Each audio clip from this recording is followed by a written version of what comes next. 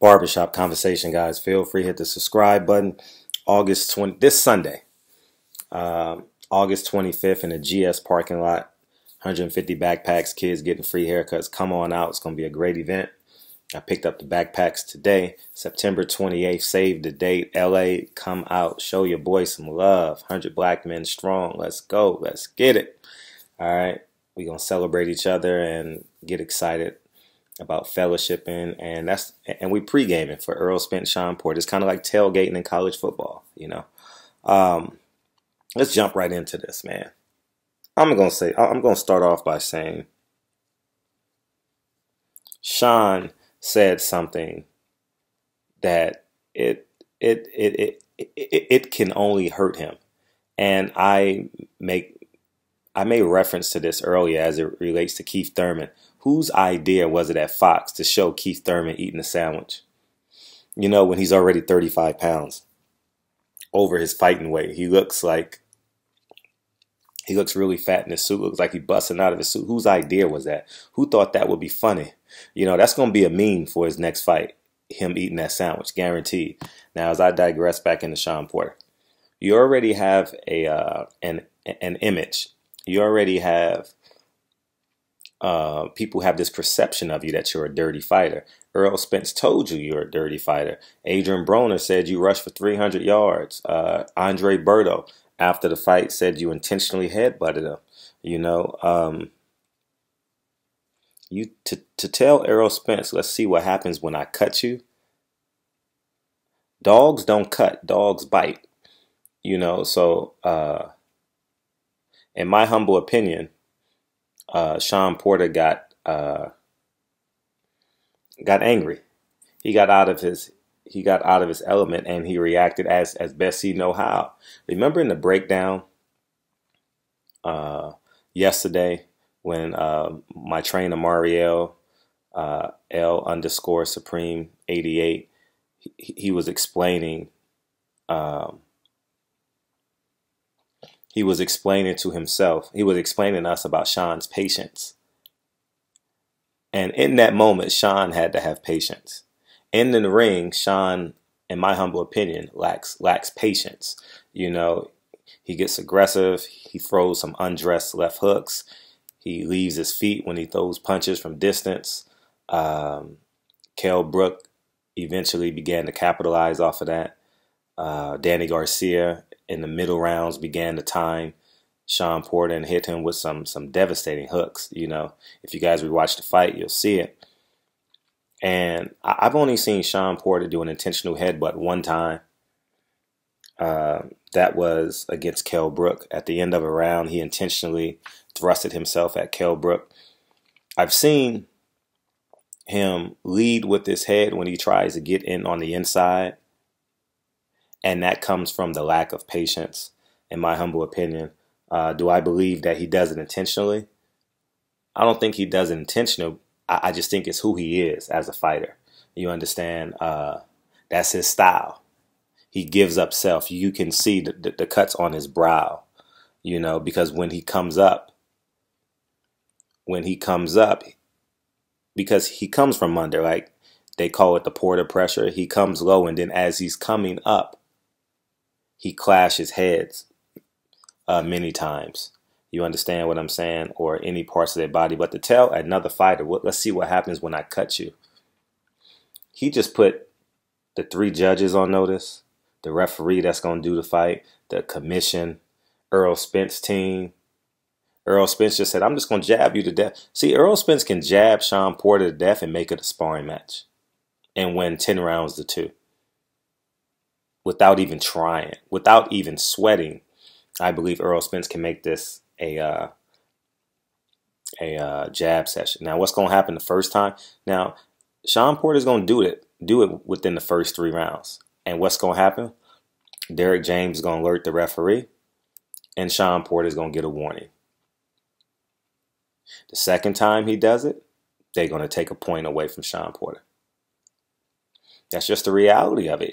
He's alerted everyone that he has a desire to cut Errol Spence.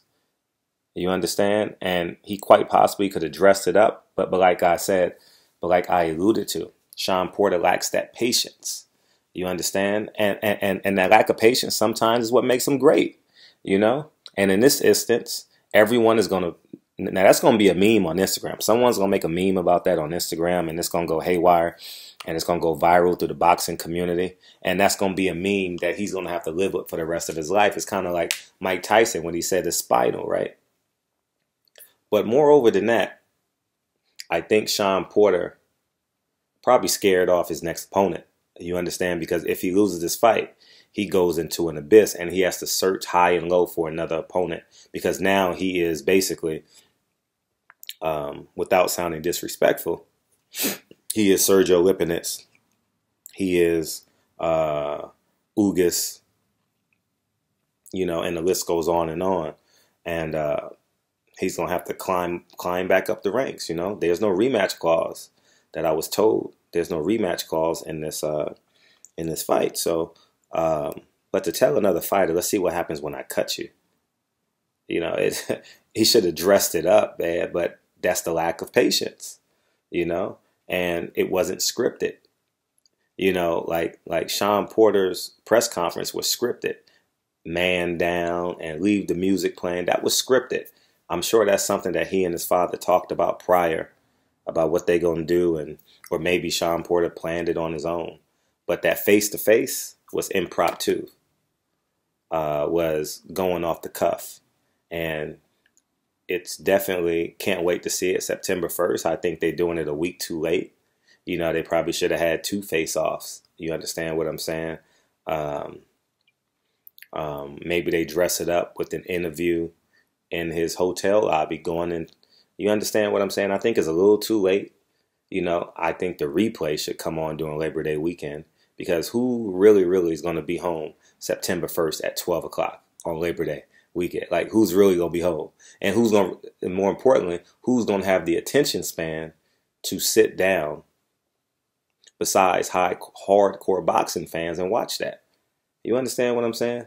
And maybe it's the lead into a college football game. I don't know that to be true. I hope so, because Labor Day is typically college football weekend, right? Where they come out with their big games and their non-conference big games. So hopefully it's dressed up like that, and that may be the reason why they're doing it as such. But we'll see.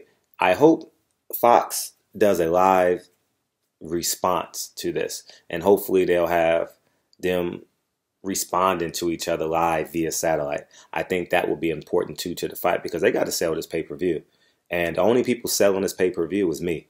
The only people selling this pay-per-view is other people on YouTube, and we are basically pushing this pay-per-view as it relates to Fox, because Fox is being lazy per se. You know, it's not much money being put behind this fight, and I think I'm doing a hell of a job promoting this fight. You know, but moving forward, that's one of the worst things Shawn Porter probably could have ever said during this press tour, because now that's the soundbite. I guarantee you for the next 5 weeks, that's going to be the soundbite. You going to cut me?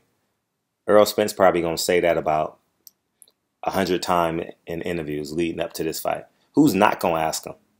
Have you prepared for Shawn cutting you? And have you made that a part of your game plan? Have you made adjustments? Are you going to let the officials know when they watch you get your hand wraps to look out for his headbutts? And are you going to let the commission know? And obviously, judges watch my YouTube channel. I've had judges walk up to me and was like A-level judges walk up to me and was like, man, I love your YouTube channel.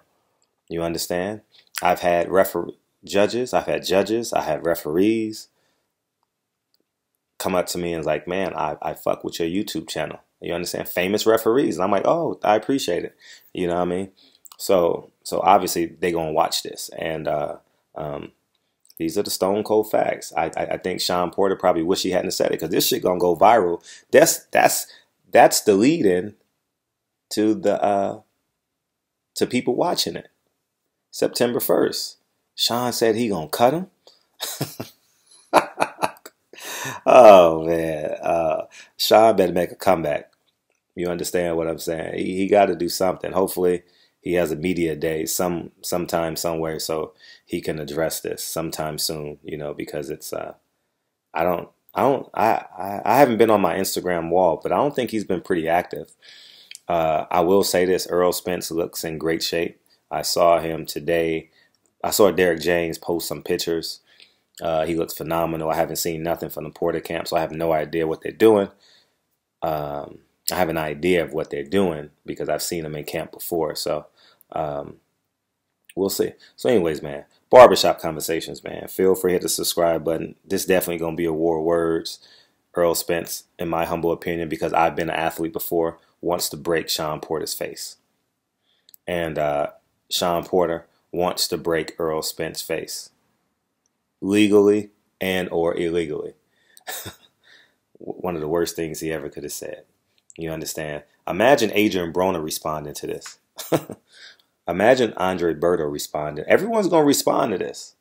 Like, do you think Shawn Porter's a dirty... Now the question, now the narrative, do you think Shawn Porter's a dirty fighter? Or better, or not better yet, but how much of a dirty fighter is Shawn Porter is the narrative now. Because he basically admitted that he's a dirty fighter by saying, let's see what happens when I cut you. You understand? So anyways, man, barbershop conversation. That scene kind of reminded me of like in Kaiser Sose or something, or like Goodfellas when they're being interrogated and he tells in third person, or, you know what I mean, says he was with his cousin on the day of, and then he said, oh, like Homer Simpson, oh, dope. Barbershop conversations, man. Feel free to hit the subscribe button. Talk to you guys soon. Peace.